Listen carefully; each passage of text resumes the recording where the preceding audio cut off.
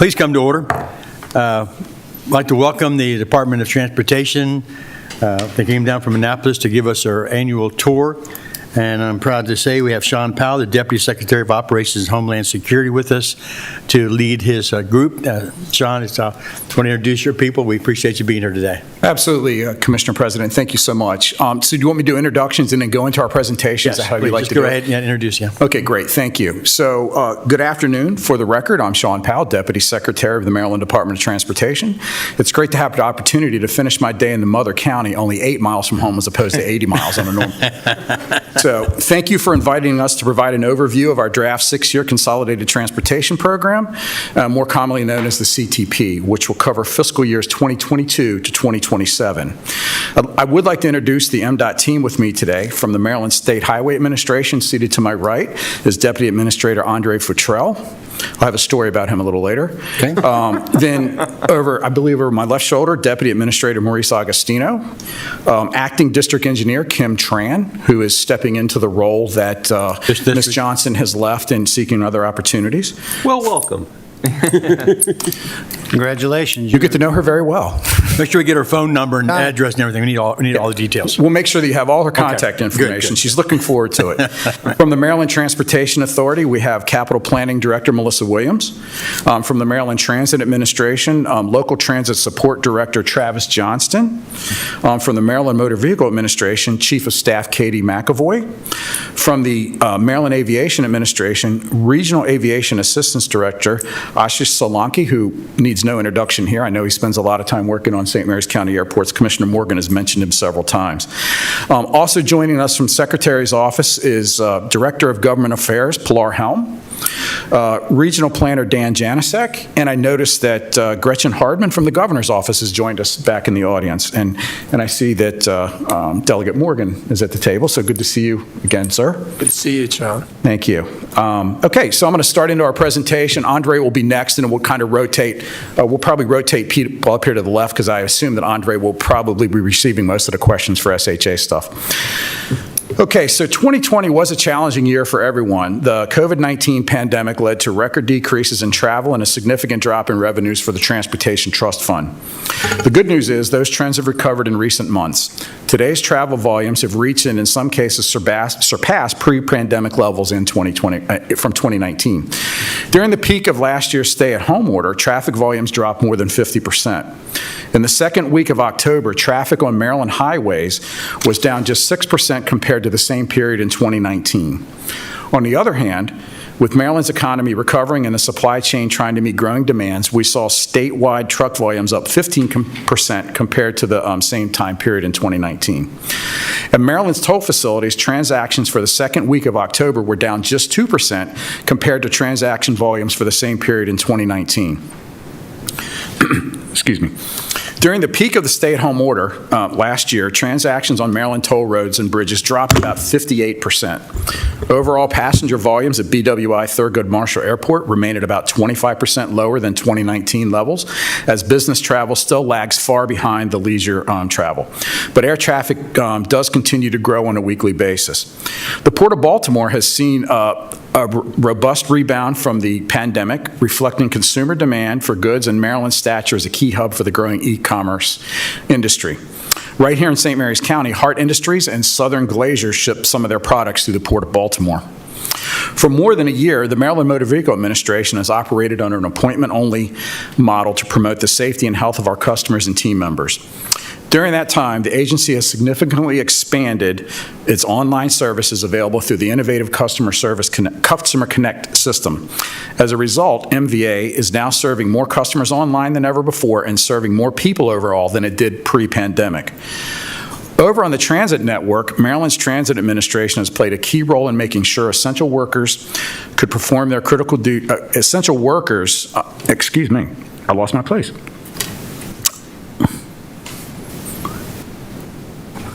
to make sure essential workers perform their critical duties during the pandemic. Today, ridership across MTA core services remains consistent, and MTA continues to ensure bus and rail services remain safe and reliable. We're getting close to 60% of pre-pandemic ridership on our core bus system, while the other modes of light rail, metro, and MARC continue with a slower recovery. We recently resumed full scheduled service on MARC and our commuter buses that leave some of the lots here in the county. Shifting over to the details of the CTP, we're pleased to announce today that the draft FY 2022 to 2027 CTP totals approximately $16.4 billion. That's over $1 billion more than the 6-year capital program passed last year and is on par with the $16.4 billion CTP passed in 2019 to 2024. The final FY 21 to 26 CTP last year was $15.2 billion.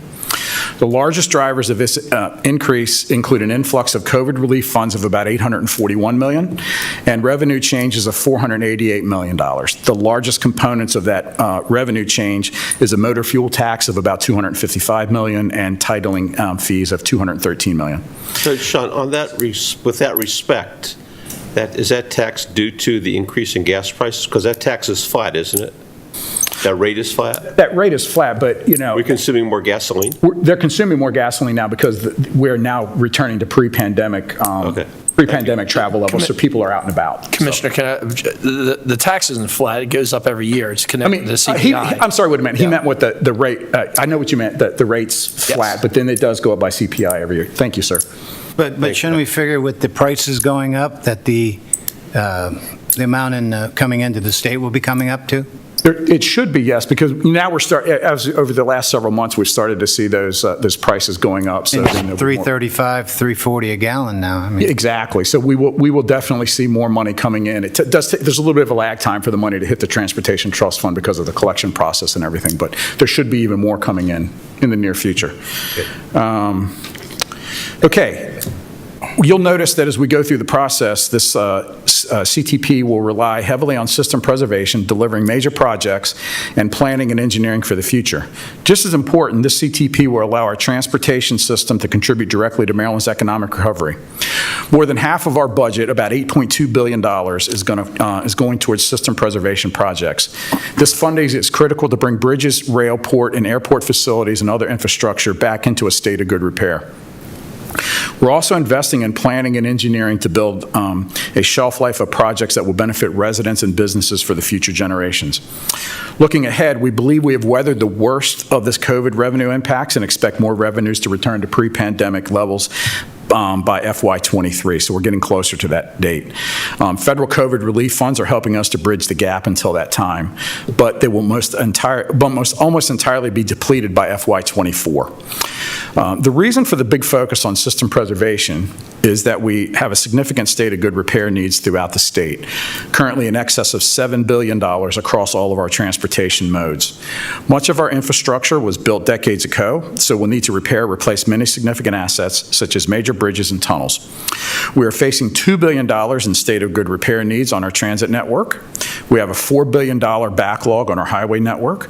We have about $750 million in needs at our two main airports, BWI Marshall and Martin State in Baltimore County. Martin State hosts our Air National Guard wing up there and some state police activities. There's $100 million in needs at our aging MVA locations to make upgrades and enhance the already premier customer service that people experience every day. And more than $250 million at our port to modernize dated assets. And that doesn't even include our need to maintain about 135 miles of navigable channels that cost about $100 million a year to ensure that the large post-Panamax ships can navigate our waters. As you can tell, the state of good repair investments are a top priority for MDOT, but we will also continue to focus on building intelligence across our assets, delivering infrastructure projects in a way that incorporates technology, flexibility, and future growth, providing safe and accessible mobility choices for all of our users, including pedestrians and bicyclists, that considers the relationship and opportunities that exist between land use and transportation decisions, establishing a sustainable, customer-focused transportation vision that incorporates roadway, transit, freight, air, and port infrastructure. This vision will set the foundation for our budgets for many years to come. A big part of how we will deliver that vision will involve continued and additional involvement from the federal partners. As I'm sure you've heard, Maryland received significant funding from the CARES Act, the CRISA Act, and the ARPA plans of 2021. We're closely tracking all actions in D.C., and our teams are ready to deploy any additional federal funding to help strengthen our system. Before I turn it over to Andre, we've had this challenge for finding the best crab cake in the state. And Andre took me to a place in Baltimore, very good crab cakes. About a month ago, I brought him to a place in St. Mary's County, and he informed me that it was on par with a very good crab cake that we had. So On par, is that all you can say? par. On par. I couldn't get him all the way, but we are close. So he's going to make another visit to try it again. So I'm bringing him over to our side. So there you go, there you with go. that, I'll turn it over to Andre Futrell of the State Highway Administration. Thank you, Sean. Good afternoon, Commissioners. My name is Andre Futrell again. I'm very happy to be here, honored, actually. Just wanted to share some things. As we said last year, we continue to work through COVID-19, the pandemic, and we try to make progress as much or often as we can under what I call the budget constraints, okay? But however, we ultimately still hold true to this today. However, by using the construction and maintenance the project, that we are able to do some work to try to maintain our system in a good shape and repair. For an idea of this is the Maryland 6 at actually Persimmon Creek Bridge. As we all recall, say last year we had a storm, and we basically lost that bridge, and we actually used $2.5 million to actually build it back up, okay? And we had that done, I believe, in June or July, actually, okay? So that went well because that wasn't, say, planned or anything. It was something that we just had to kind of, actually respond to. So that went very, very well. So Maryland 5 at Albell and Moakley. That's a job that we have now. It's under construction, and we do believe come next, I guess, summer, that job will be done. And that's a good job because here's why. We're going to get actually the left turn lanes, and we're going to improve that route for bikes, pedestrians, and also so forth. And with that, we have the Maryland 5 at the Point Lookout. That is a big project where that we're going to help with the traffic and also out the park. I'm sorry, forgive me. So them two jobs are very big, and we expect that one to be done, I believe, June, July as well. No, I think actually August, really, okay? So again, them are two big jobs that we're doing now, and we hope to have done actually this time next year. With that being said, as, say, Maryland bounced back, it's very important for us to kind of build up our jobs on itself. So if the fund comes through, we will have jobs out there already, okay? So here's what we are kind of watching: asset management. These are jobs that we try to look ahead to make sure that we can basically have kind of project at the long term. Accessibility, where we try to make sure that every user of the highway can get to any place that they have of interest, really. And then last but not least, mobility.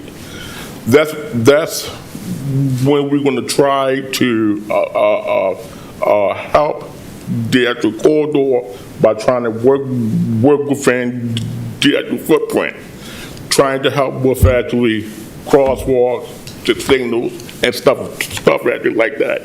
So with that being said, our goal is to try to maintain our asset, the system that we have in place now, because we believe that one day it will get better. And in addition to that, we also use this concept called, the contact guide. The contact guide hand us an option that we can look at the projects and say, what can we do to help the bikes, pedestrian, the motorists and so forth. This gives us a different lens to make sure that everything that we do have the mindset. Can we do something for the people that actually uses it? So that ultimately helps us to design a job that's going to help and serve all, really, okay? With that being said, and we're going to tie that into what we call, the Vision Zero. Try to make sure that anything that we build is safe. With that being said, as I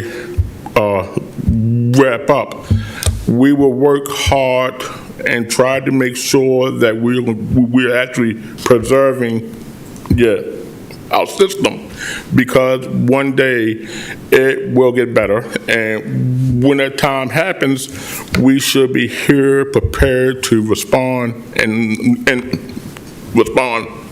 also act.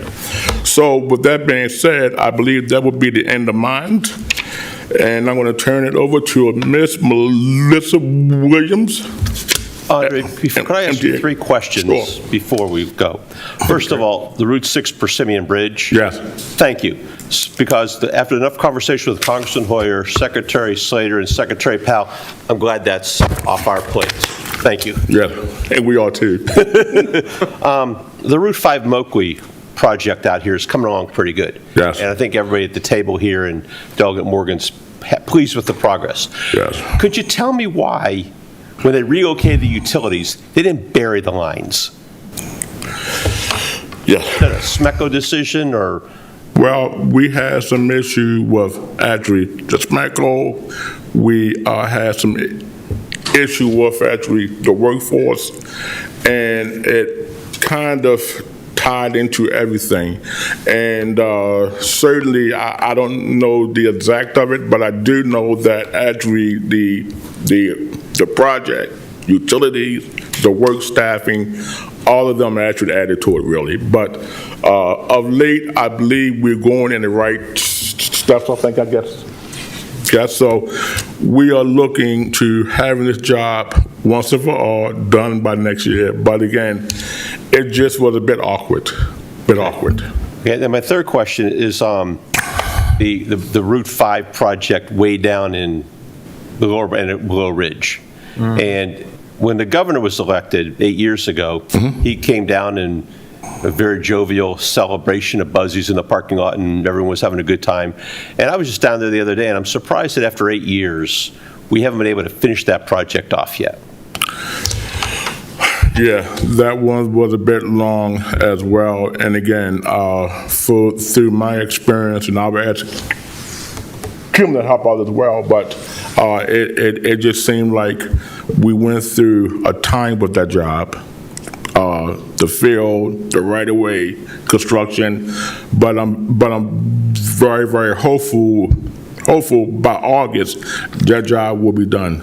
See, Kim, You're talking about Great Mills or what? I'm talking about Point Lookout Road. Point Lookout State. All the way down the bridge to Point Lookout. So that's one of the ones that's supposed to be finished by the end of August next year. Cool. Okay, thank So you. it'll finally be done by the end of this. August Next of summer. next year. August Next summer. And Commissioner Morgan, you'd asked about the Route 5 Moakley out here. I know that communication was not the greatest on what was happening, and Andre jumped in, developed a communication plan along with Kim to better communicate what's going on, have regular updates, and I believe that information's been transmitted to your staff. Hopefully, you'll see it. I believe it's quarterly. They just recently had a meeting. So thanks to him and Kim for gathering that in and understanding that letting you all know what's going on is half the battle. If things are not going right, just let you know they're not going right, and there may be ways that you can help push things, or just so you know, because you guys get questions all the time from citizens, and you go, I don't know. We want to have everything that we can give you in your holsters to let people know information. So thank you, Andre, for putting that together. Secretary Powell, I'd just like to make one comment. Thank you very much for the patching they're doing out here on Route 5 out in front of the governmental center. I mean, that's been going on for a while. It looks like it's going to pop up any time now. And it's been refreshing that at least it's been an effort to smooth out those rough areas. So thank you for that. You're welcome. Thank you. Any more questions for Andre, why he's hot? Great. Ms. Melissa Williams, MDTA. Thanks, Andre. This past year, the MDTA made great progress in preserving Maryland's toll facilities and developing projects and studies to serve Maryland into the future. Major construction on the new Nice Middleton Bridge project kicked off in July of last year. The new bridge will double the vehicle capacity, improve safety, replace the toll plaza with highway speed all-electronic tolling, and continue to allow tall ships to pass beneath. The new, wider, safer bridge is expected to open in early 2023. In February, the Tier 1 draft environmental impact statement for the ongoing Chesapeake Bay Crossing study was made available for public review and comment at baycrossingstudy.com. The MDTA held in-person and virtual public hearings in April, and the comment period ended in May. We expect to identify a selected corridor alternative and publish a combined final environmental impact statement record of decision in the winter of 2021-2022. The MDTA implemented temporary all-electronic tolling statewide in March of 2020. As part of the COVID response, we made all-electronic tolling permanent in August of 2020. Construction for highway speed all-electronic tolling on new gantries and the removal or partial removal of the existing toll plazas is underway at the Fort McHenry Tunnel, JFK Memorial Highway, and the Nice Middleton Bridge. A study is underway for the I-895 Baltimore Harbor Tunnel Toll Plaza and interchange improvements, which will allow MDTA to bring highway speed, all-electronic tolling to the Harbor Tunnel. The MDTA launched Drive Easy MD, the home for all things tolling in Maryland. The April launch of Drive Easy MD included a new website, web chat, customer call center with expanded hours, text notifications, and more.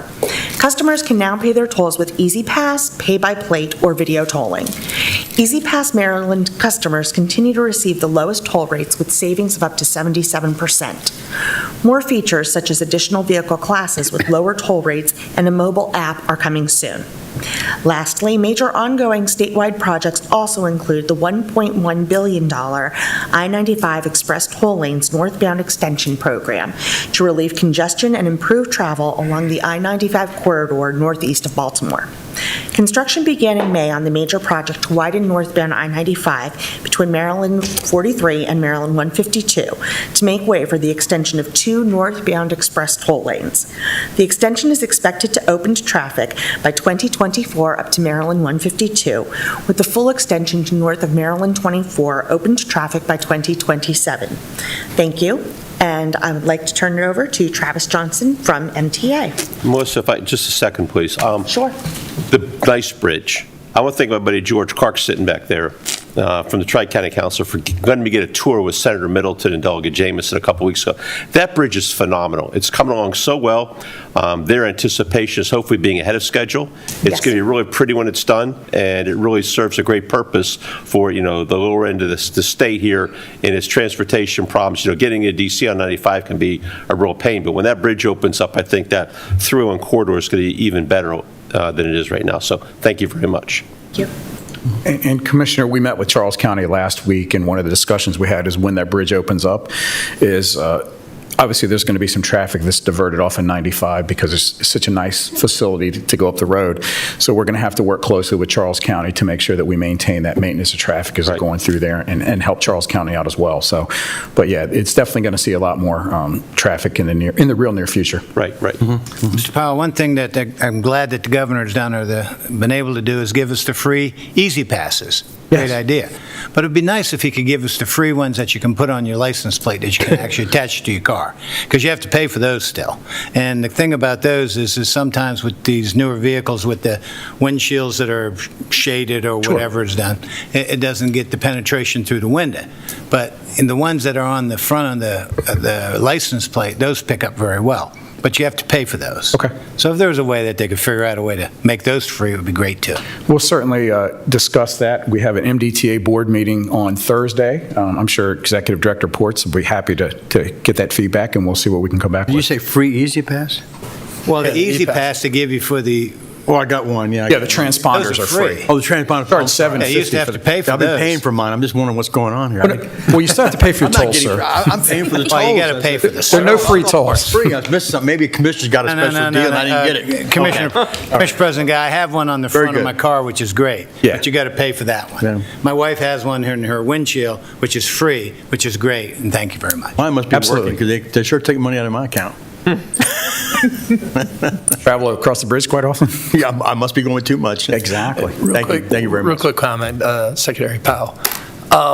Yeah, thank you. Y'all have been extremely busy in St. Mary's County last year because it was just about a year ago we got the Route 5 bridge done at Margaret Brent. So thank you for that. And I believe that you had a culvert that you fixed up there and was the route, well, I guess it would be Route 6 and Route 5 as well. We had some flooding issues up there right across from 236. Yes. In fact, Andre joined me down here for that meeting. It caused some damage to a couple of the businesses around there, but yeah, I think they found that the concrete was cracked, so they had to put like one of those a filler Yeah, it looked sleeve. like it was sleeved or something. I remember meeting y'all out And the way there. it snaked across the road was very interesting for drainage. I don't know how it happened, but But yeah, the residents were just sick and tired of that flooding up there, that stoplight. So, I mean, we've had a couple heavy rainstorms and it's been cleared up, so thank you. Sure. As well as the Route 6 bridge that you replaced back in June. That's a major upgrade over what was there. yeah, absolutely. Well, the concrete there, and Andre can correct me if I'm wrong, Mo, our structures guy, the concrete there was actually in very good shape. The decking was in good shape. It was sitting on wooden pilings. The wooden pilings, when they pulled them out, were in fantastic shape. They kind of look like something you would see out of the swamp loggers thing where they would cut them up into and make tables and things.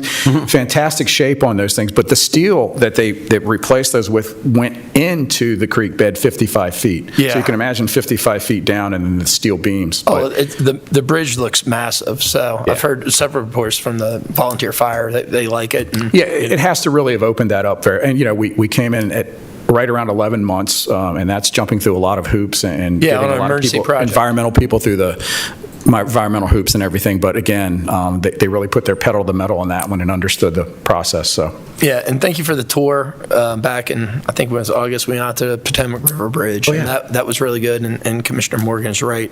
It is a substantial upgrade over what's there and desperately needed.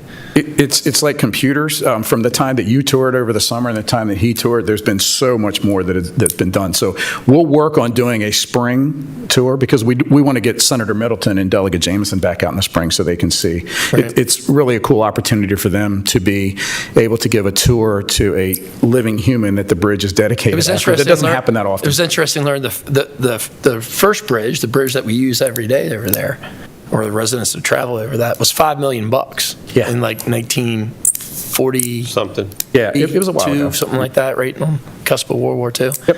And the new replacement's $700, right? It tells you how expensive a bridge is. You mentioned some of the problems out there on Route 5, and we're looking forward to getting that all wrapped up. I did want to ask you a quick, I got some constituents' complaints, and we've talked about it in private, but it just, for residents to know, issue down on 238 down in Chopticco. We got some flooding there, just, I guess, south of Chopticco Market, and they'd like to know a status of that, or if you could. Sure. So I'll kick it off, and then if Andre has anything to fill in. Thanks again for bringing that to our attention. Obviously, I knew of it, lived over in that area for quite a while, and since moved. But forwarded it to Andre. They're doing, I sent him the overhead, you sent me some really nice overhead pictures. fortunately, I there took was... this from my car. Yeah, well, okay. Oh, I thought it was your drone, your real estate drone. But anyway, Andre and his team are digging in on it. As you know, there are challenges there with the hillside on the farm and everything going across, and we have the swamp on the other side. So, if we can give them a little bit of time to figure out what's going on, I don't think Andre really has anything more than that on it. We are certainly looking at it. There's a lot of water. Yeah, it's a lot of water even when it's not raining. Yeah, it's a low line area. It's a challenge there because the water's almost equalized on both sides. But We actually haven't had an answer yet, but we are looking, and we hope to have something that's going to help. Right. That's going to help the area up there. Yeah, and of course, just past the traffic circle there, the upgrades that happened there. So, it is targeted to take a look at, when people will be able to get in and out safely as possible. It is a long way around if you... It is a long way around. I've heard numerous complaints from... Absolutely. But we'll EMS stay to engaged with you. residents, You do a great job of reaching out and making sure what's going on, and we try to stay engaged with everyone. So if we happen to fall down on that, you know how to get a hold of me. Well, I appreciate it. And y'all have done a great job last year or so. And a similar type especially. thing from Route 242, from Avenue South, and that's right in front of the 7th District Firehouse on down south. That road has got, you're doing a lot of patching up to do, but it needs to be resurfaced something also. Sure. I mean, it's also a low-lying area all the way down through, to understand that, but people are complaining about the road conditions constantly. Yeah, we talked about we talked about that at the reception at Mako. So that is on the team's radar. So, Okay, good. Thank you. Good. And one thing on my radar is the Route 234, that bridge across the St. Clements Creek. I think I mentioned that to you about that You did. also. And like the bridge, you might say, that goes over Route 6 before you get into Plata, they actually put a bike, you might say trail on the side of it. Because when they did this bridge a few years ago, I know it's a new bridge, but and I say this because I live down in the area, I walk through there all the time. Sure. It's only got 2.5 feet of space between the railing and the white line.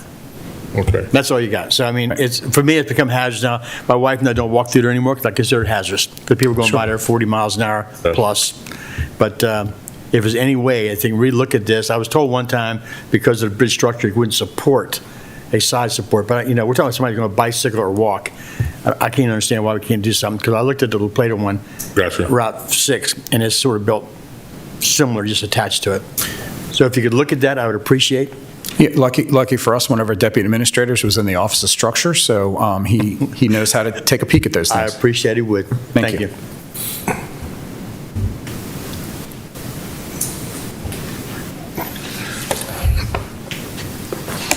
Good afternoon, Delegate Commissioners. I'm Travis Johnston, Local Transit Support Director for the MTA. MTA is one of the largest multimodal transit systems in the United States, operating a local bus and commuter bus network, as well as light rail link, metro subway link, MARC train service, a comprehensive mobility paratransit system, and supporting the locally operated transit system statewide. The agency's goal is to provide safe, efficient, and reliable transit across Maryland with world-class customer service. The COVID-19 health crisis highlighted the critical role transit plays in connecting the region's residents to employment, healthcare, education, and other essential services. I'm happy to report that as of August 30th, all modes have resumed full scheduled service. MTA continues to make significant capital investments in state-of-good repair projects to ensure the transit system remains a safe and reliable transportation option for the region. Federal relief funding, including the CARES, CRISA, and ARPA Act, have filled operating funding gaps and state-of-good repair needs. MTA will continue to prioritize funding for state-of-good repair projects across all of our modes with particular focus on our older assets.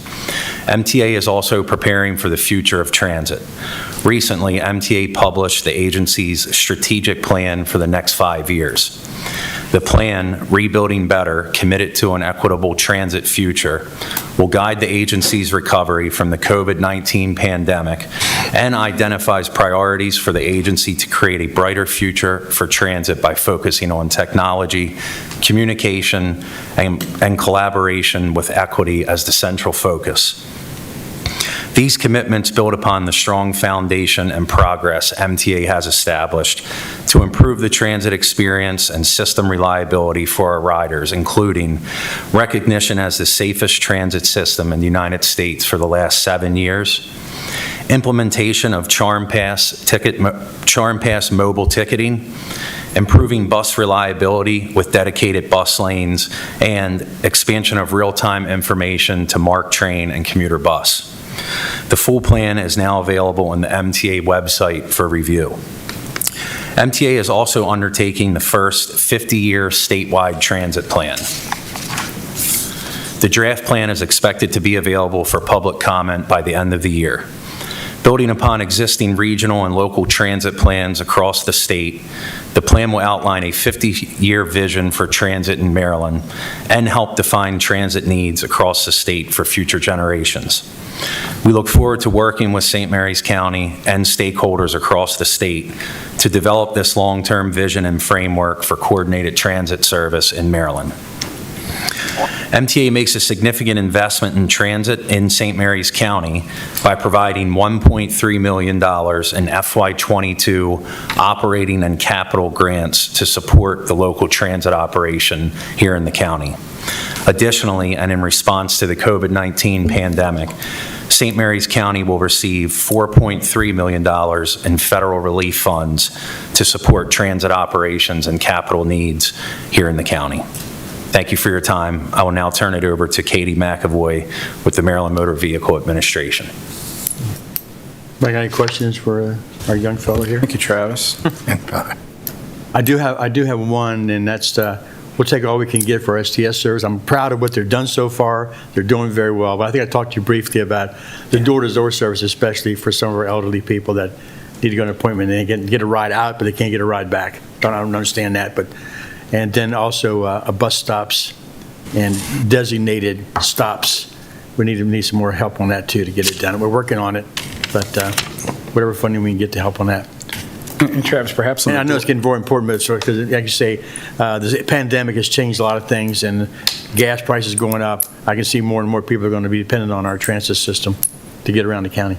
Thank you. And perhaps on the door-to-door service, we can have a conversation with your STS team about what our mobility team has started to transition. Right, we've got some that started, but if they don't bring them back, they'll take them to it, and they got to get a bus route back or something like that. Yeah, we'll have some conversations. One of the things that a mobility team for our less advantaged citizens do is that they transport them to different doctor's appointments and things like that. Exactly. Or different things. So because there's a lack of drivers, as we see everywhere, we've started to contract with, like some of the Lyfts and the Ubers and things like that. So we can lay out for you what we've done as an option. It never hurts to look at it. So we'll send you what we have. We just got some contracts through BPW for that. Yeah, that's been a couple questions I've had from elderly people that can't get there. I appreciate it. Thank you. I mean, it's easier in an urbanized area for Uber and Lyft, obviously, but there may be some opportunities. We'll share what we're doing.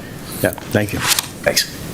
On top of that, I wanted to add, I think that there's a possibility that when Commissioner President Guy is talking about transportation back and forth to doctor's appointment, if there's any way that system can work for transporting those for non-ambulatory care.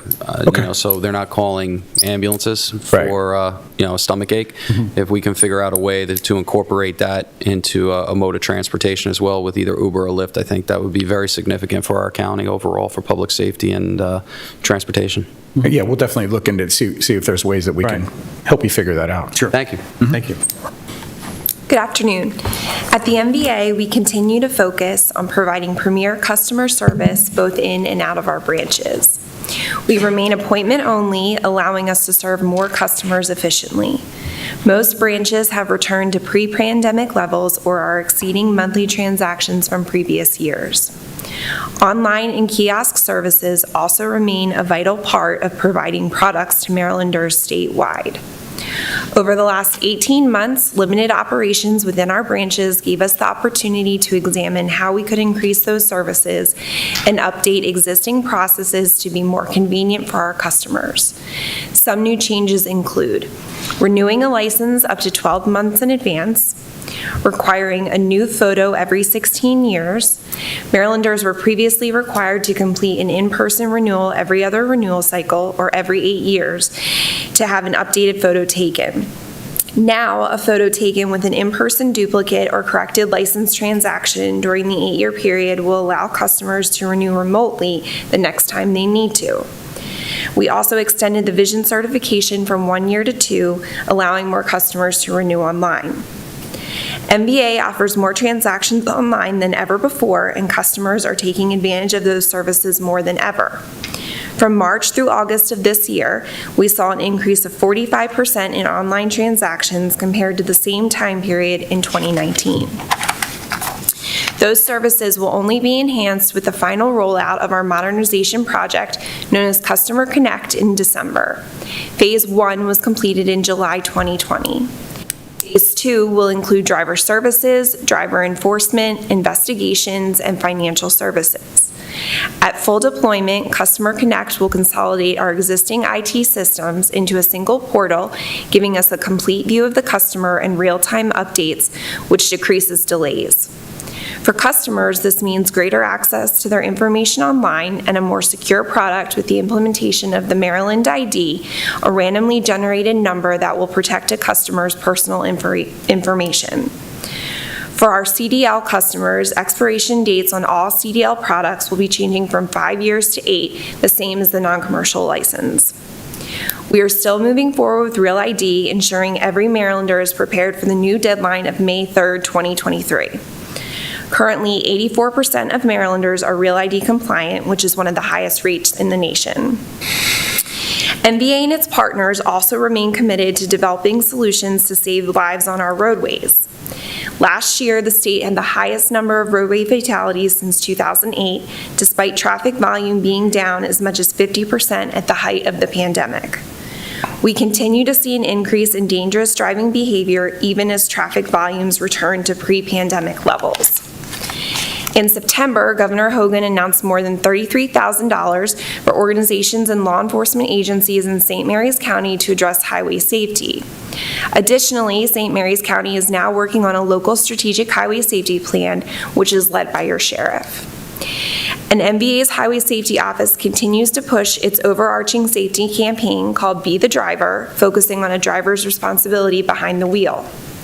We strive to be the best in the nation in everything we do. I'm very proud of our employees for doing an outstanding job in delivering on our customer service promise and continuing to think of new ways to evolve our services to better serve Marylanders. Thank you. I will now turn it over to Ashish Solanki at the Maryland Aviation Administration. Before you go, I wanted to give a compliment. I sent this up to the secretary. However, with you being here, I wanted to add an additional employee up in the Glen Burnie office, Miss Woodham, working in the governmental tag and titling section. Absolutely amazing. Great customer service. That's so good to hear. And Miss Mary Beard as well, those two. And for local here in Loveville, I know the secretary probably provided them the names I gave a while ago, so I don't know them off the top of my head. But truly amazing, helping the citizens, watching them interacting and helping. I mean, just making accommodations at every turn to do what they can. So, you know, big shout out to them. Kudos for what they do and your customer service levels. Thank you. And increasing your customer service by the mail-in, online service, the you walk into the Cusick and go ahead and put your numbers in. I mean, that to me is that's truly doing service to the customers there, rather than staying in line or sitting down to see with your number or hour, whatever. So those things, keep capitalizing on that, make more improvements. Because even our little Loveville office is very, very busy. Yes. Yeah, I was just there a few weeks ago to get a new plate, number that I went right to the machine and got, of course. Us old people learn how to do that too, So we welcome things like that. It's great to be able to do that. Really, good to hear. Keep improving it. Thank you. The Administrator Nizer and Chief of Staff McAvoy, they take to heart the governor's customer service pledge that we all signed in 2015. And we appreciate feedback, and I did pass the names along, and they escaped me as well, senior moment here. I passed the names along to Administrator Nizer, Secretary Slater, and I know that they did reach out to the branch manager to pass along the kudos. So it's, you often, I tell this at restaurants, you often complain about things, but when you give that compliment, that's, I mean, not saying that you complain, but people never do bring positive things, and when they do, it really makes a difference to that person sitting there, and it just I brightens recognize it myself, so I'm sure other people do the same thing. I mean, it's easy just to say, oh, this is terrible, but, you know. Terrible way to do things, right? And I appreciate you all understand, you know, you run businesses and all kinds of, and in public service, you understand how important that a compliment is to the public servants that we have out there, and Well, give them and thank you kudos for your that. understanding. Keep going with this mail-in, online, whatever. I think it's great service. And before Katie leaves, it is a big shout out to Sheriff Cameron for being involved with the Strategic Highway Safety Plan. I know that's things that had been on his radar for a while, so we thank him, and we know that his team is dedicated to that. And it'll obviously be an effort with us at State Highway and all the other, and Maryland Motor Vehicles, who houses the Maryland State Highway Office. So we look forward to completing that plan over the next several years. Yeah, I can remember the heat on it. You know, the circles you all developed. Initially, the one in Clemens, people just all over me about, this is terrible. What happened to why don't we put a light up? A four-way stop was just fine. I said, no. You're going to find the circles are just great. Yeah. And there was a complaint right up to the last minute. They were still complaining. We were still finishing the road up, and they were still complaining. We had a poor District 5 engineer. She was there trying to explain everything. But after it got done, been nothing but, wow, this is a great idea. But it's something new, you know. Yeah, Anytime, it's something the new. same thing in People didn't Chaptico when the circle was there. Especially in Clemens. we remember that. Chaptico was great. Oh, what a good Remember the difference flashing that made. light? Yeah. Same thing, yeah. So, but those are great ideas, and they've worked in most parts of our world a lot. Right, and I know that the state, the Strategic Highway Safety Plan is something near and dear to Commissioner O'Connor's heart, because we have conversations all the time about highway safety in his other roles, and it's always a great conversation because I learn a lot from him from the law enforcement side, so I appreciate that. I get the other side of why we can and can't do certain things. Yeah, from the other exactly. So we're like, wait a minute, what's going on here? Yeah. So, why are we doing this? Thank you, Katie. Well, thank you all for that. Thank you. Thank you. Good afternoon, Commissioners. Good afternoon. Pleasure to be with you again.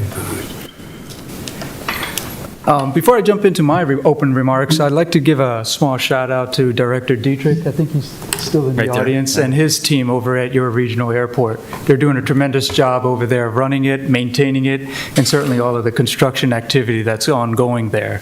So just a small appreciation from us to your local team that's doing a wonderful job at that airport and the growth that airport's seeing today and into the future. Now, with that said, I'd like to jump into our remarks. The MAA, throughout the pandemic, we've worked with both state, federal leaders, as well as health officials, and our partners, both at BWI and Martin State Airport, to ensure a healthy airport, safe airport for our customers and employees. Our airport communities are focused on providing the health and safe travel to all of our customers. This strong recovery that we have experienced, as Sean mentioned earlier, reflects the confidence that our customers are feeling and the safe and comfortable travel that they have come to expect out of BWI. In fact, the recovery at BWI Marshall leads the region with growing passenger traffic and new airline service. And we hope that will continue with the opening of the international services next month. We are particularly proud of the work our employees have done during the pandemic and the fact that BWI Marshall was recently named the top North American airport in its size category for the 2020 Airport Service Quality Awards. This ASQ program recognizes global airports for delivery of the best customer service as measured by our passengers. To receive this honor during the pandemic, one of our most difficult times in our history, is a remarkable achievement and a testament to our employees and our partners at the airport. Throughout this pandemic, we continue to innovate and provide new services and amenities to our passengers. The biggest one is the $48 million 5-gate extension to Concourse A. Now, this concourse is serviced by Southwest Airlines, and what we've been able to do is add new food and retail concessions, new upgraded restrooms, as well as more capacity to Southwest Airlines. In addition, we have added state-of-the-art electric vehicle charging stations, which is an important collaboration with BGE to boost our charging infrastructure in this region. Moving forward on our capital program, we remain focused on improving facilities and services for our customers. The theme is about the same throughout our administration, as well it is with our rest of the TBUs. In system preservation and resiliency remain our focal points in the MAA's capital program. Driven by this need for exceptional service to our customers to provide safe, most reliable, and efficient aviation system, the airport-wide restroom renovation program, as well as other projects at the airport, are ongoing. This includes aviation fuel replacement and expansion of our storage facility, electrical feeder replacements, airfield lighting and vault upgrades, as well as new passenger boarding bridges.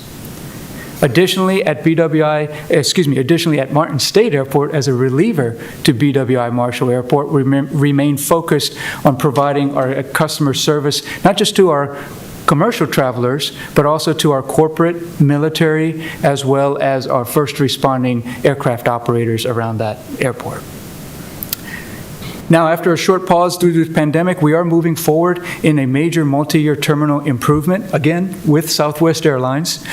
This is the Concourse AB connector and baggage handling system.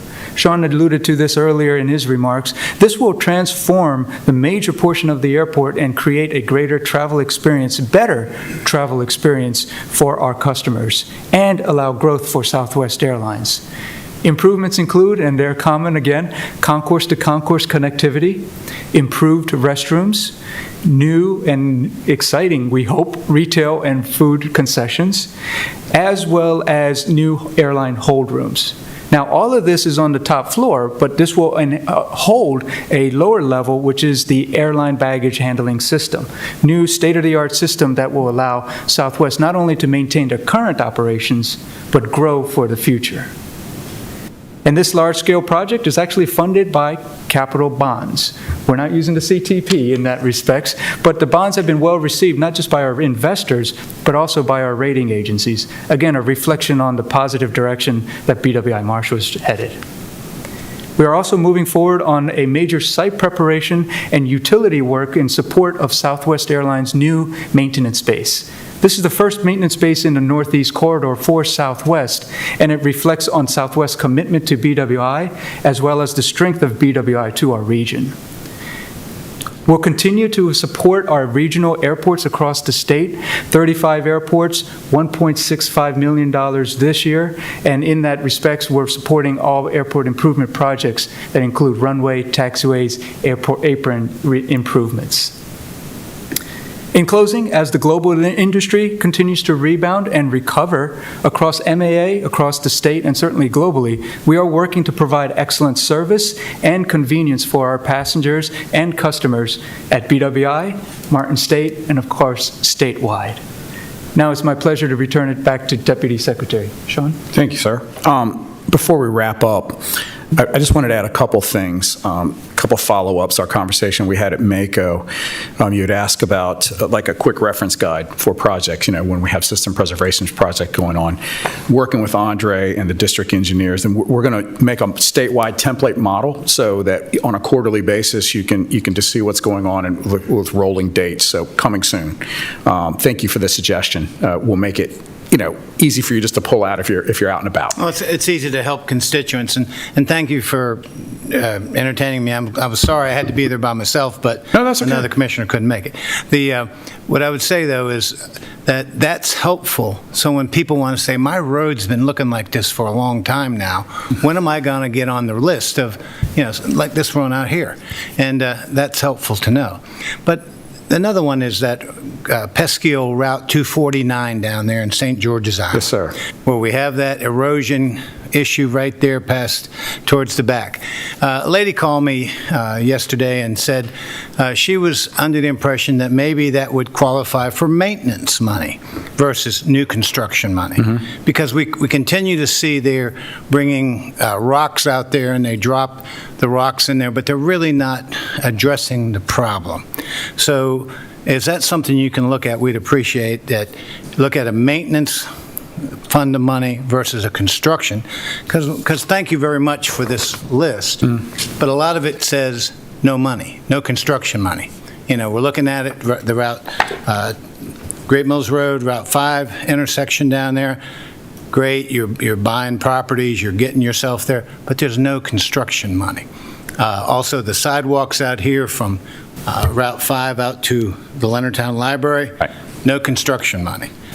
We understand budgets are tough, But if there's other pots of money, this lady who lives on St. George's Island said, maybe they can look at maintenance money to extend the revetment that stops just before that problem exists down there. That would be helpful. So I'm glad you brought that up. And we've discussed this several times. In fact, there was an issue after the most recent storm that we had. And Andre and the team actually went down and visited the location. Then we had the storm after that. So they're working through the process to get the final permit to finalize that last so many feet of rock. Off the top of my head, I'm not going to guess there. So that's in process. And yes, we are looking at all the funding options, and the maintenance that you mentioned is obviously one that we are considering. So thank you. But yeah, we want to get that piece as quickly as possible finished for the revetment and then work as we do. So that was very helpful. I'm glad that the residents reached out as soon as it happened, and we got folks down there and they got the roads cleared fairly quickly. So yeah, again, it's not my district, but people from down there reach out to me about it. Sure. And we're elected by all the people in St. Mary's County. Sure, So it's important that, when people call us, we at least call you. Oh, absolutely. And you guys do a great job of,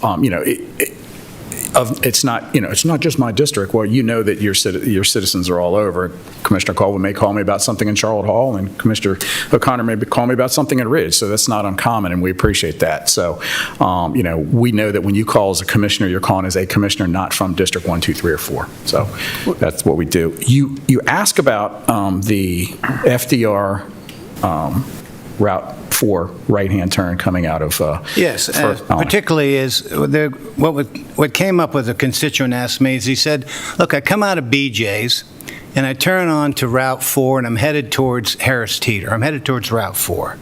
And what you have there is you have 3 lanes. You have a dedicated left. You have a middle that can go left or go through to what we call Harris Teeter, because there's really not much else you can do there except go out and get back on 235. But you got a right-hand turn lane that would be much better served if it was a right only instead of a right and a through. Because what you're allowing is 2 lanes to go through. And by taking out that right turn lane, people who want to come out of Lowe's, BJ's, whatever, want to get to Route 4 and want to, say, get across the bridge or get to that intersection at 235 and 4, they're stopped there by someone who wants to go to Harris Teeter or go across. It just seems like it would be a better usage of that lane if it was a right turn only on the right lane. And the center lane could continue to be a left turn and a through, because the amount of through traffic, maybe you need to do a count. If the count warrants 2 lanes coming across, then it makes sense. So I had this discussion with Kim last week prior to the Charles County CTP, and Kim actually took a tour there on the way over today, and I think she has some good news for you. Would you like to share with Commissioner Hewitt where we are? Oh, goodness. Again, it's not so much good news for me as much as it is for constituents. Well, good news for everyone. There you go. Let's put it Good news for the citizens. Mr. Tran, congratulations. You're well-deserved to get that job as Thank director. you, sir. Yes. Good afternoon. So again, I was familiar with the issue, and I knew that we had something in the works there to fix it. And unfortunately, part of the fix was we're waiting for funding. So I said, well, let me look at it on the way down and see what we can do quick and dirty to at least straighten it out. What you mentioned is right, is that there's actually arrows in the pavement that say shared through and right.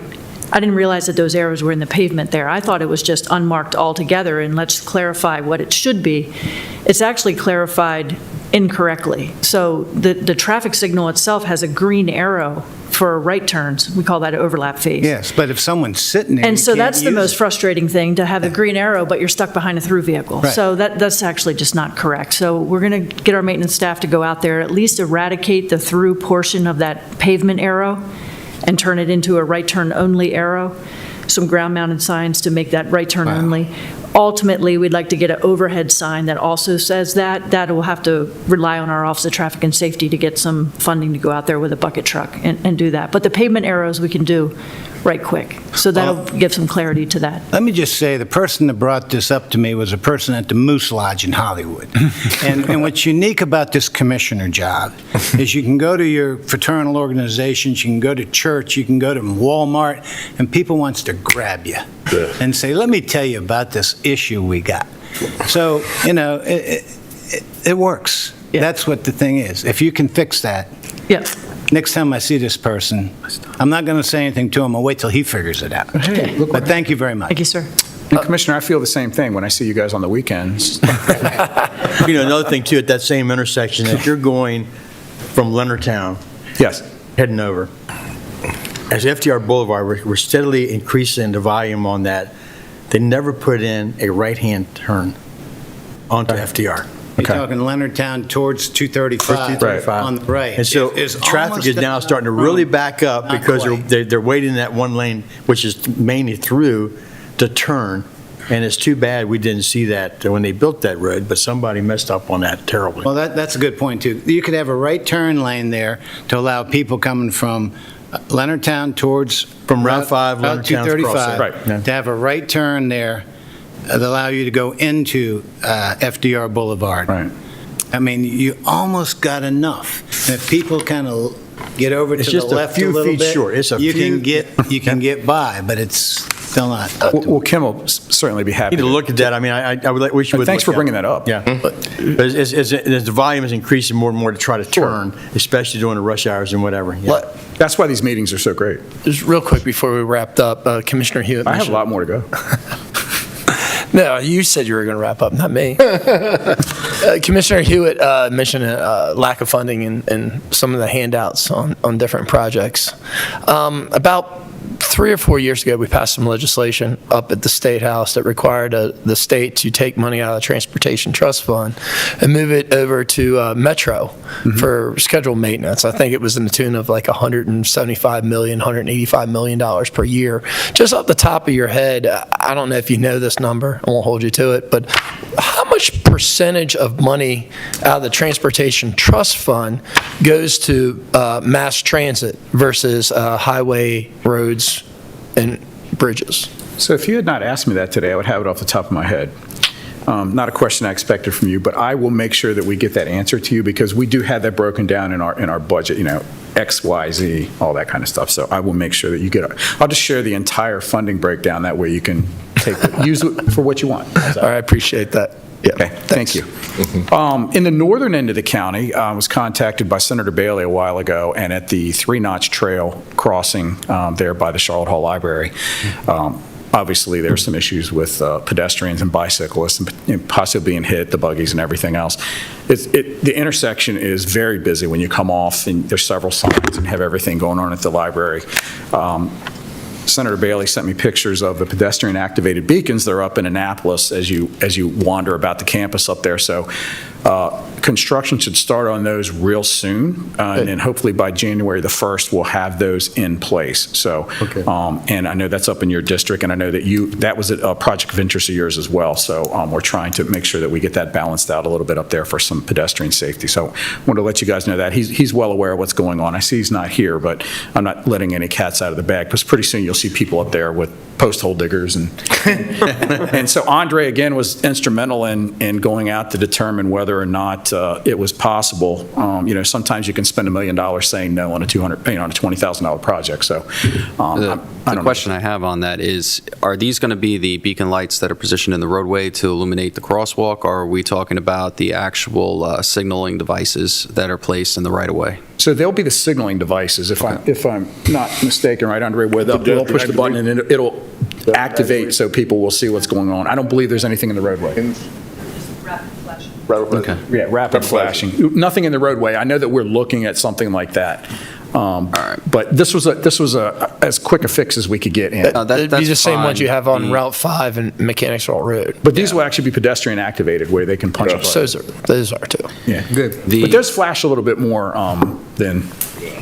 The question I have is, beyond that, is it's a driver education issue as well, because I I've seen it multiple times where, and pedestrian education issue, they feel the pedestrians see a crosswalk and out into the crosswalk because they think the vehicles are stopping. Well, then you have some vehicles that are coming by and they're stopping for the pedestrians that are not occupying the crosswalk.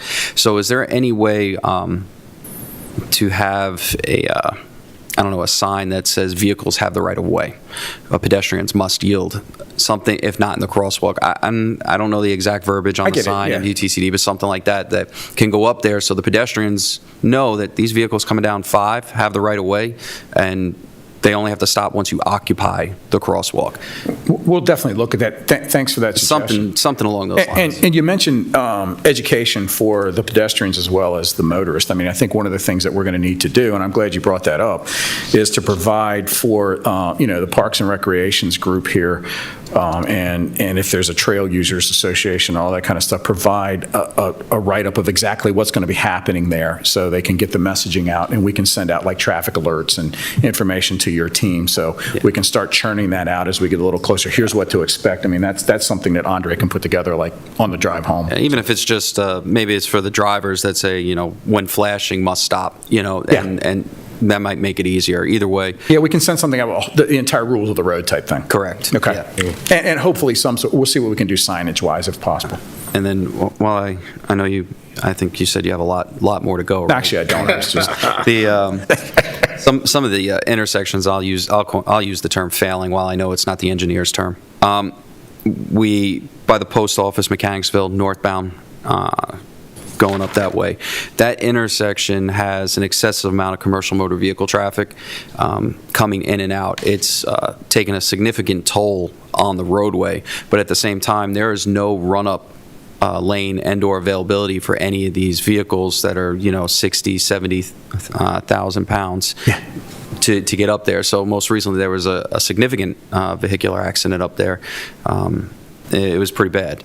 So, and it's one of those intersections that's always having the problem. So I don't know if there's a way to improve that intersection. I know that maybe the pavement on the shoulder isn't enough to support those trucks to do a run-up lane.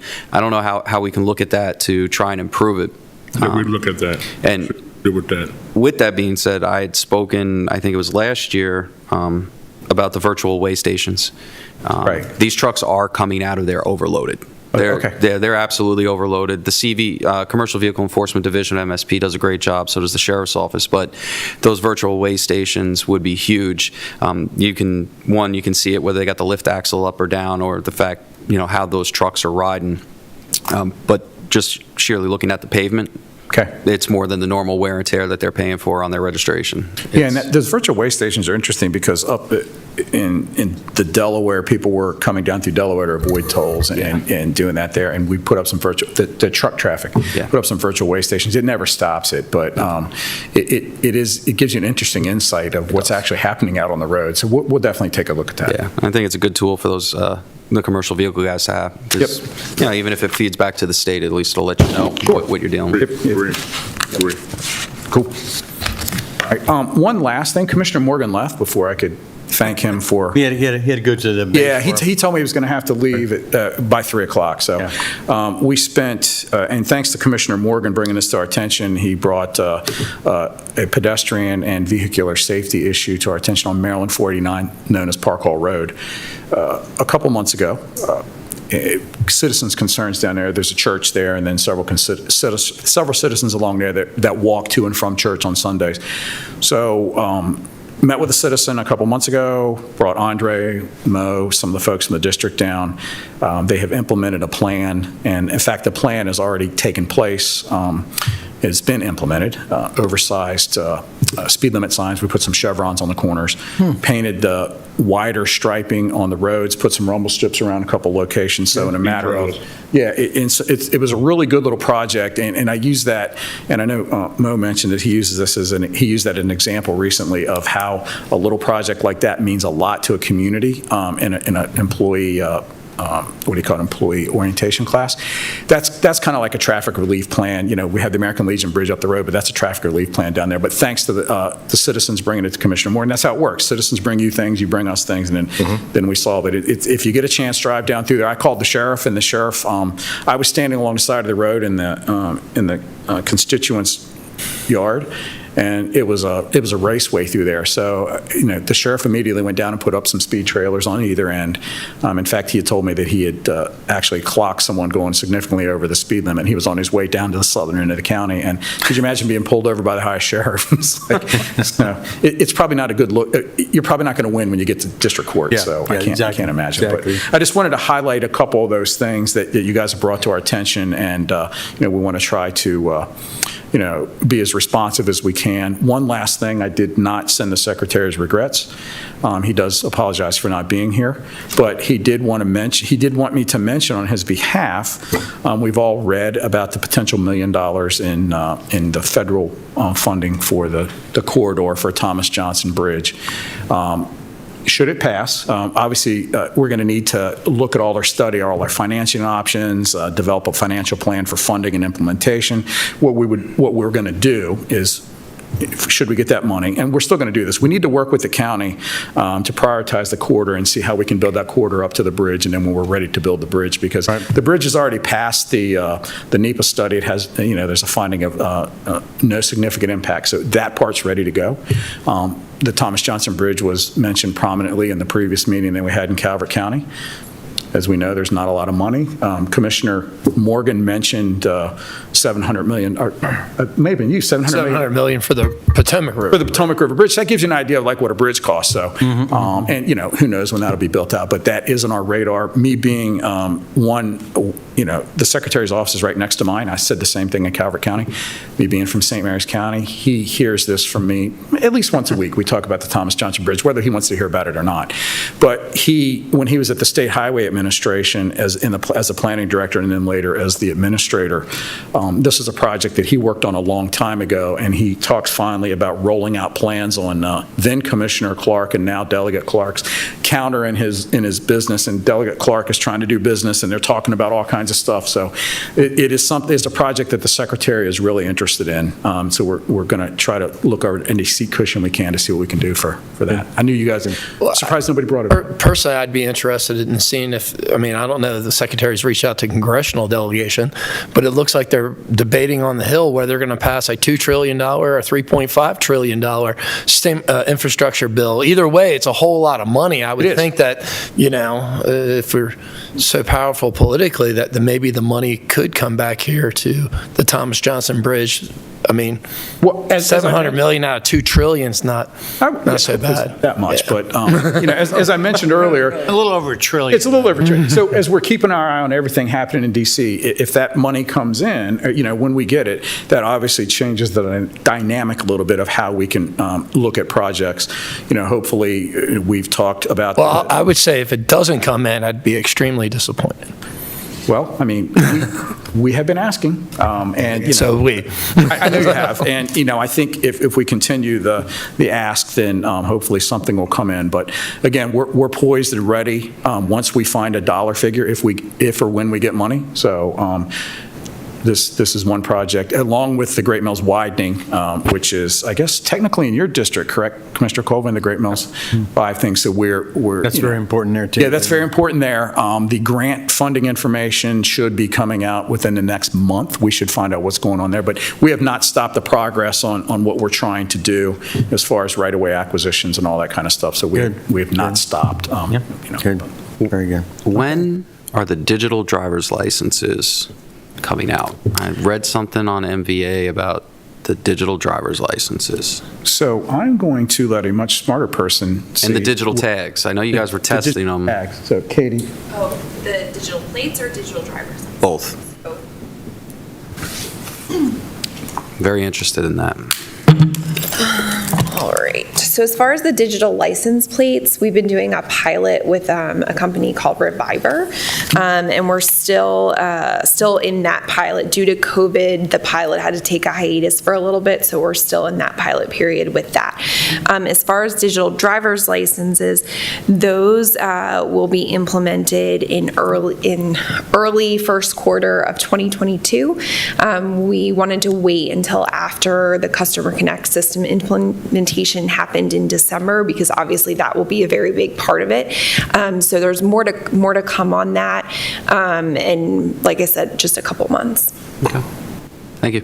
Does that pose I mean, as a law enforcement officer, obviously that's an interesting concept of, whether it's valid or not, so. Well, yeah, because people show photos of their license all the time. But, the interesting with the digital license is, a lot of things, whether we're taking it for the government side, is that a valid copy that we can use? How is it authenticated? What are those processes there? But of course, on the other side of things is, display license, failure to provide license on demand.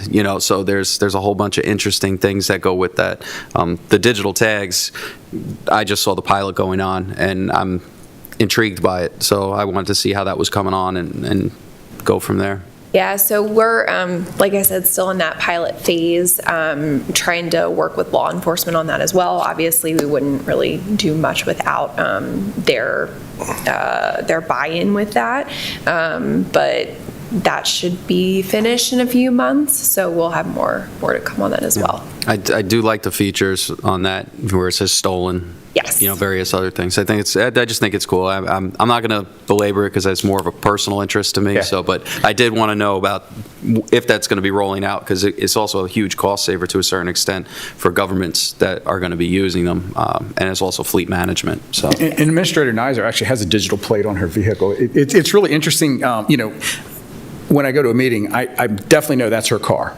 So, there's always a little bit of a question. But, as far as the digital driver's licenses themselves, Administrator Nizer and Chief of Staff McAvoy, they will not roll anything out until they have all the I's dotted, the T's crossed, and all the box checked. So they are attention to detail to the nth degree. So it'll be a great product when it comes out. And as Sean mentioned, so part of the pilot is there's about 13 state vehicles that have digital license plates on them. Most of them are MVA vehicles. There are a few that are MDTA vehicles. So part of the pilot is making sure they can get through the tolls, also the wear and tear of the plate, making sure that it can stand up to the hot weather we have and also the bad snow. So, all of those they've been on the cars for about, I want to say 2 years now. Like I said, a lot of them sat idle during COVID. But, just making sure that all those things are working correctly. just let me know if there's a button on them you can push to avoid the speed cameras and red lights. That's what I want to know. Like the James Bond. I mean, you can avoid that by not speeding, but, Yeah, exactly. That's one point.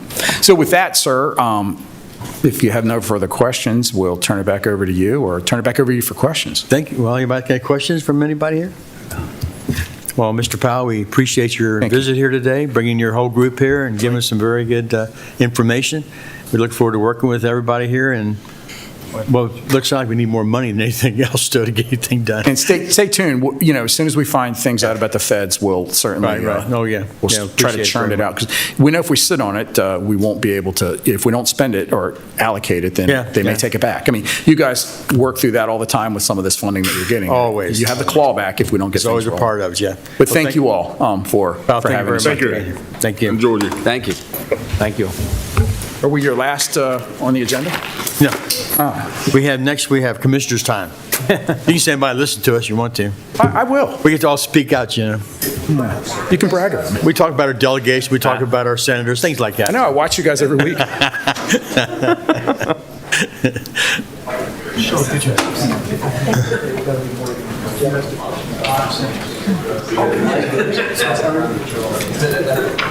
We'll give it a couple of minutes to clear out for those who want to take us. Let it go in here. Yes, well, that'd be great. Yes, thank you very much. That'd be great. Thank you, appreciate it.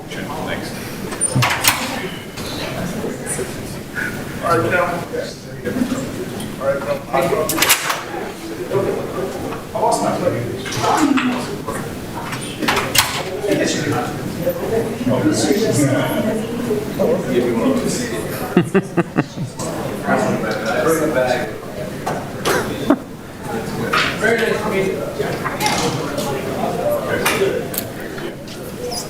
Dr. Bridget, we seem to have lost our quorum. I think we're in a holding pattern. In a holding pattern.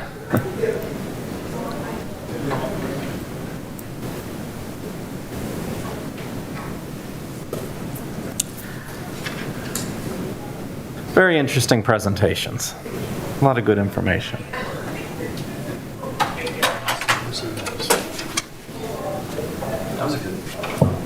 Hey, That was a good brief. guys, everybody left? You're still on the air, Commissioner. Oh, we're still on. I'm sorry. Okay.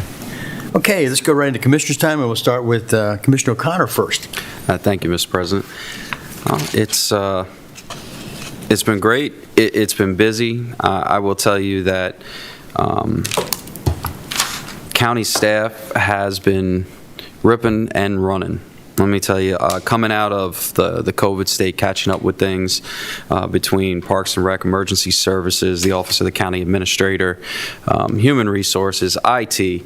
I mean, the amount of requests that they're handling are significant. So I thank them for answering all the citizens' questions. I've gotten nothing but positive feedback from the requests that have come in. There's always the questions about grant funding for the cable. Please reach out to our IT department. Mr. Bob Kelly handles that, and he has his people in there, whether you want to get the internet to your home. I do know there's mechanisms in place right now where we're moving that forward with the rural broadband and some of the funding from the American Rescue Plan. So that is a huge thing.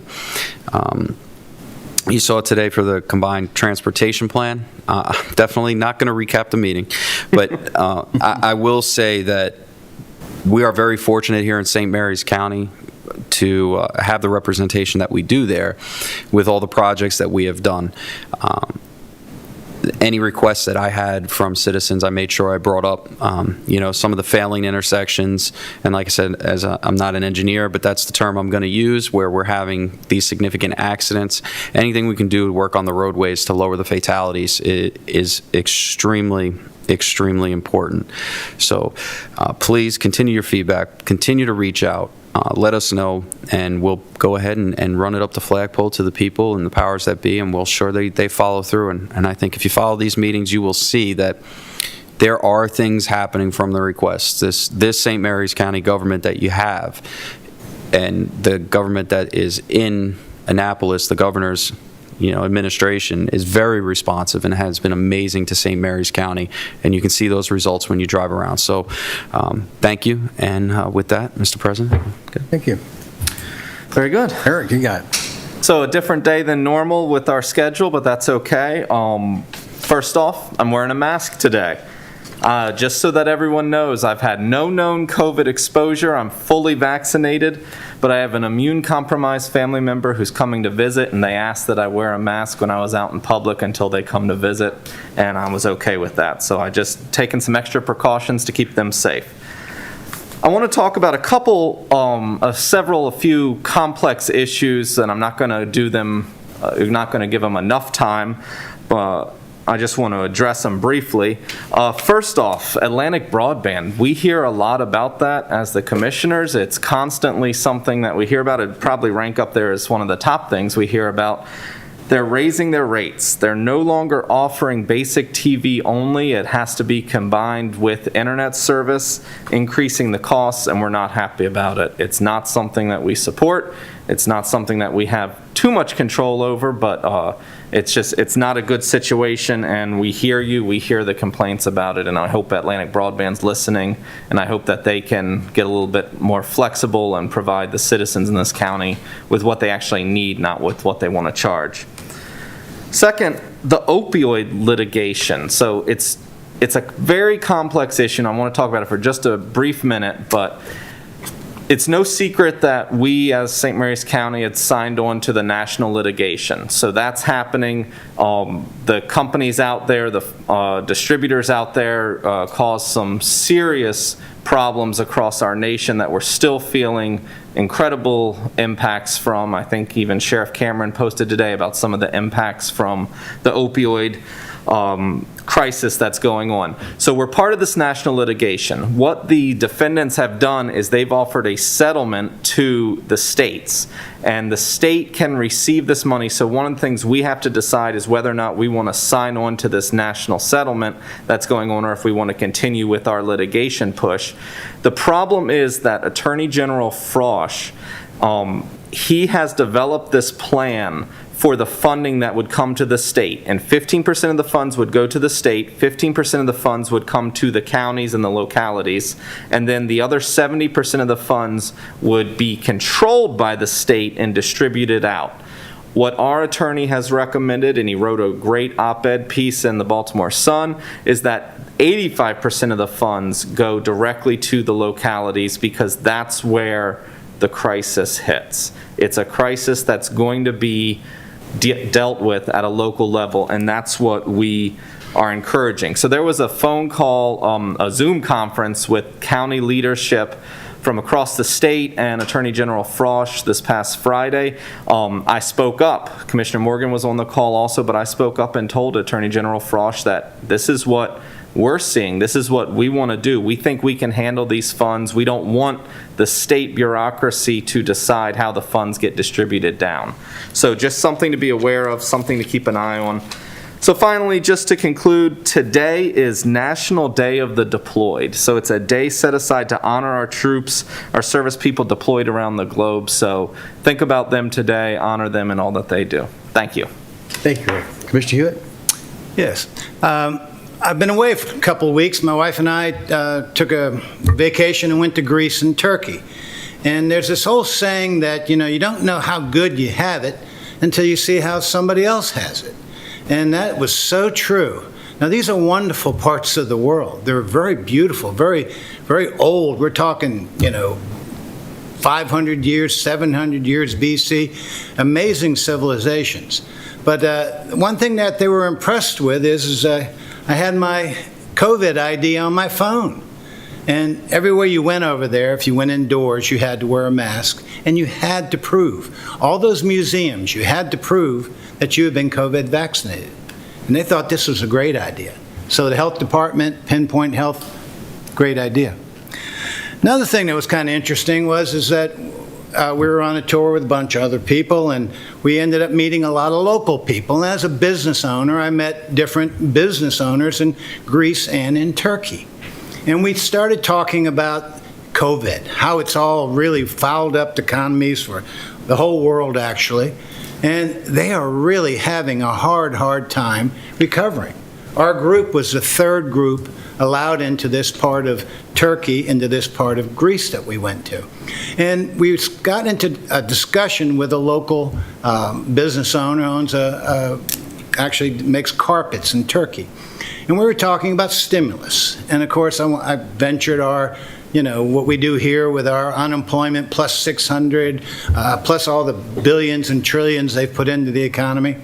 And he said, they got locally we did like $10,000 loans, $7,000 grants, not loans. We gave a lot of money out. Over there, he said they got $9 per month per employee stimulus money. He said it didn't even buy their coffee. It was ridiculous.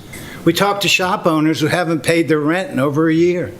And they're saying they're not getting kicked out because they can't put anybody else in that can pay the rent. The point was, thank God for America. You don't know how good you have it until you go somewhere else and see what someone else did. But something that seems to permeate everywhere you go in the world is feral cats. We know that's been a big deal here in the county recently. A lot of people have been very upset about relocating a feral cat county in Lexington Park. Well, in Greece, feral cats, first thing is, they're not neutered. They're definitely not trapped. And they're everywhere. You go to a restaurant, you're liable to have 3 or 4 of them around your table, hoping you're going to give them something. But over there, they have a whole different mentality. They say, well, these feral cats, they keep the mice away. They keep the rodents down. And they actually love all the kittens. It was amazing how many cats we saw everywhere we went. But, over there in Greece, they were very proud of their democracy. And it made me think of our democracy. And while I was gone, what I found out is our local commissioner districts have been decided upon by our 5-member board that each commissioner appointed 1 member. They've come up with a plan that is going to take the Lexington Park District and really expand it. And what they've gone and done, they're going to go ahead, in my opinion, break up communities. This commissioner, I've been the representative from the Leonardtown Hollywood Commissioner for the last 7 years. I've lived in Hollywood for 42 years. I'm being redistricted into the Lexington Park District. Now, it's not about me, but it's important to understand what is behind these kinds of thought processes. We have 4 election districts. The thinking is the first district and the 3rd district, they were pretty even in population count. But the Lexington Park District, the 4th, and the 2nd, Hollywood Leonardtown, the Lexington Park District had gotten about 6,000 to 8,000 more than the Leonardtown District, so they wanted to move them. Since I've gotten back, I've gotten probably 6 phone calls from people asking me, Mike, what's going on? What are these districts and what do they look like? So what I did, I asked our IT department to come up with a map to show what these districts look like. And I'll take just a second to explain. Mr. President, I would have to say that this is inappropriate, and this needs to be discussed by the commission, and this is political in nature. Commissioner Hewitt. We got a districting board, redistricting board that's presenting this throughout the county. What's going to be presented in 5 different locations, the 4 commissioner districts, know what these people and right here. And I think they should have time. Calling out about this. Mr. President, I make a motion to adjourn. Well, you can cut me off if you want to. But the point is, it was a 3-2 vote. We had a credibility issue with, was this a fair distribution for the population? And the truth is, it wasn't. There was no credibility issue, and it's unethical for you to discuss it in this manner because you were affected by redistricting. We have a redistricting board that is handling it. There's 5 public hearings. The redistricting board should not be affected by any type of political nature. Are you done, sir? Okay, my turn now. Thank you very much, everybody. Sorry about that. Anyway, I want to thank everybody for attending today. I know it was sort of broken up the way we did it today, but we had the MDOT come in and talk to us about the state of the state itself and, of course, our county. And I appreciate Mr. Powell and his group for coming in and talking to us today. I'd also like to put a shout out, before I forget here, this weekend, for those of you who know Joe and Sherry Sinclair, down Avenue, Maryland, they're very, very active in, you might say, the people with disabilities. And they host a lot of training, and they do a lot of helping in that area. They will be hosting what they call a Halloween boo-through Friday, Saturday, and Sunday from 6 to 8 p.m.